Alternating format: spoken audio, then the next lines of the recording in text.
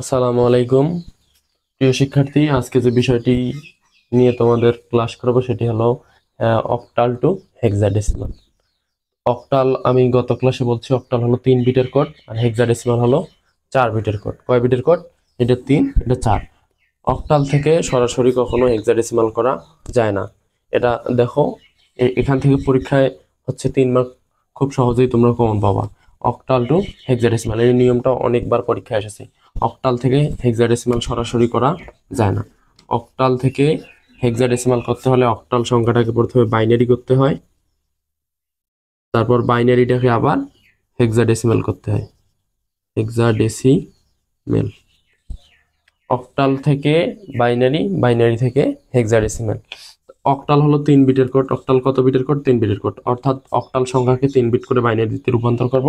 আবার যে বাইনারিটা বের হবে, বাইনারি থেকে 4 বিট করে হেক্সাডেসিমালে রূপান্তর করে দেবো, শেষ। তা আমি একটা সহজ উদাহরণ দিচ্ছি।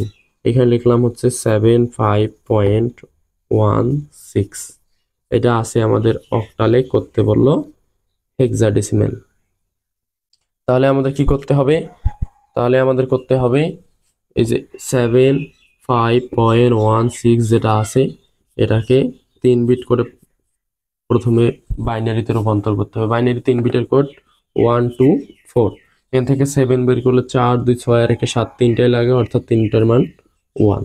তাহলে 1 1 1। 5 যদি বের করি, 5 তাহলে কি হয়? 4 আর 1 5, মিডিলেরটা লাগে না, এটা হলো 0, অর্থাৎ 1 0 1 পয়েন্ট। 1 যদি বের করি তাহলে দেখো আমাদের কোন ঘরটা লাগে? 1 লাগে, বাকিগুলা লাগে না, অর্থাৎ 0 0 1। 6 যদি বের করি, 4 আর 2 6, এটা লাগে না, অর্থাৎ 1 1 0। তাহলে আমরা বাইনারি মানটা পেয়ে গেছি অক্টাল থেকে বাইনারি। এবার বাইনারিটাকে কি করব? হেক্সাডেসিমাল। এটা কিভাবে করব?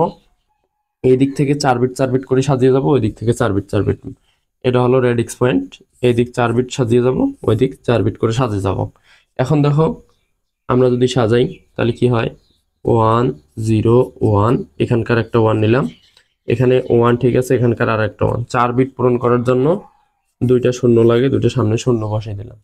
যদি 4 বিট পূরণ না হয়, সেক্ষেত্রে যদি 3টি শূন্য লাগে বা 3টি জিরো লাগে, 3টি জিরো আমরা 4 বিট পূরণ করব।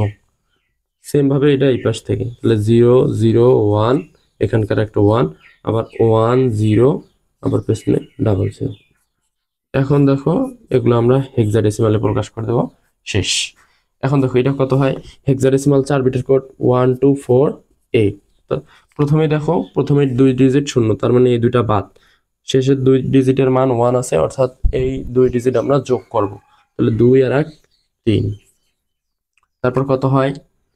সামনের 2 ডিজিট আছে আর শেষের ডিজিট, তাহলে 4 8 আর 4 12 আর 1 13। 13 মানে হচ্ছে, দেখো এখানে বলি নেই, 10 মানে হলো এ, 11 মানে বি, 12 মানে সি, 13 মানে হচ্ছে ডি, 14 মানে ই, 15 মানে এফ। তাহলে এখানে কি হবে? কত আসছে আমাদের? 13। 13 মানে কি? ডি। পয়েন্ট, এখানে শেষের 2 ডিজিট, 2 আর 1 3, সামনের ডিজিট কত? 8, তাহলে এখানে হচ্ছে 8। তাহলে 3D.38, এটা আমাদের হলো কাঙ্ক্ষিত অ্যান্সার, এটা হলো আমাদের অ্যান্সার। এখন যদি তোমার পরীক্ষায় কি শুধু পয়েন্টের সামনেরটা আসে, তাহলে সামনে জাস্ট এতটুকু নিয়ম করে দিবা, কাজ শেষ। এটা যদি তুমি না বোঝো, তাহলে আর একবার রিপিট করবা, তাহলেই বুঝতে পারবা। এরপরে দেখো, যদি শুধু পয়েন্টের পরেরটা আসে, তাহলে পয়েন্টের পরের নিয়ম যেটা আছে সেভাবে করে দিবা, ক্লিয়ার। ধন্যবাদ।